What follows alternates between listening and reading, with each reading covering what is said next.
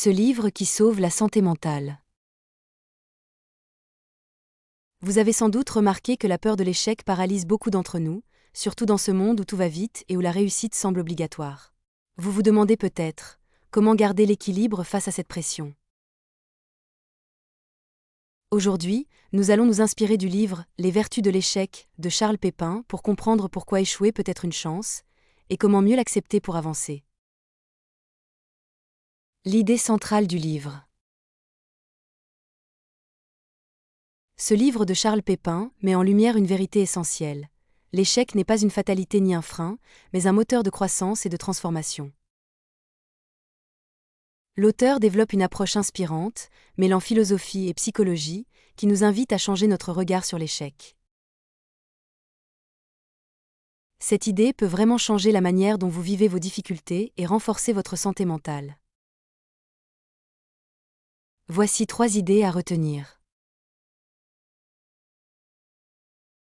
Voici 3 idées clés tirées du livre, à intégrer dès aujourd'hui. L'échec forge le caractère. Charles Pépin explique que chaque échec nous apprend à mieux nous connaître et à développer des qualités comme la patience, l'humilité et la persévérance.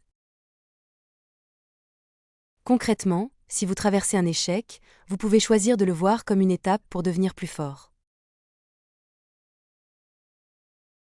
L'échec stimule la créativité.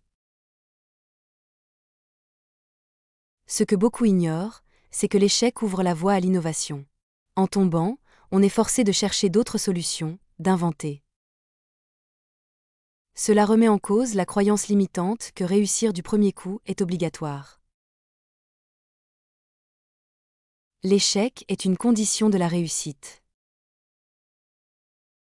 Enfin, l'auteur insiste sur le fait que réussir durablement passe souvent par plusieurs échecs. En période de stress ou d'incertitude, comprendre cela permet de relativiser et de garder confiance. Une méthode à tester. Voici une idée simple à essayer aujourd'hui, inspirée du livre. Le journal de l'échec positif.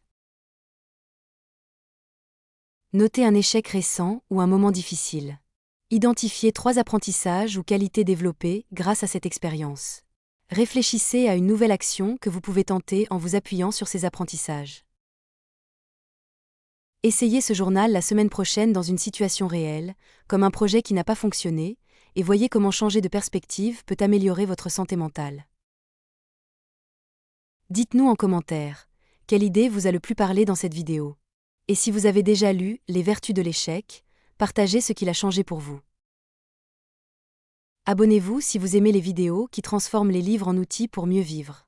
À bientôt.